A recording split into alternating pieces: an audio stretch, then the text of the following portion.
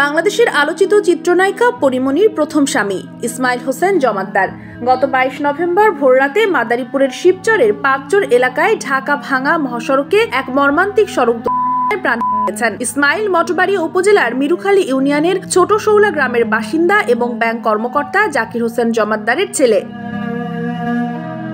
Shibchar highway থানার officer in charge Shakil Ahmed ঘটনার সত্যতা নিশ্চিত করেছেন, তবে কিভাবে ঘটনাটি ঘটেছে তা এখনো জানা যায়নি। ইসমাইলের চাচা কবির জমাদ্দার জানান, বৃহস্পতিবার রাতে ইসমাইল তার বন্ধু মনির হোসেনকে নিয়ে মোটরসাইকেলে ঢাকা যাচ্ছিলেন। ভোরে ঢাকা ভাঙা এক্সপ্রেসওয়ে এলাকায় পেছন থেকে একটি দ্রুতগামী ট্রাক তাদের মোটরসাইকেলকে দেয়। এতে ইসমাইল এবং তার বন্ধু মনির গুরুতর হন। পরে স্থানীয়রা তাদের উদ্ধার করে ঢাকা মেডিকেল কলেজ হাসপাতালে নিয়ে গেলে কর্তব্যরত চিকিৎসক ইসমাইলকে মৃত ঘোষণা করেন।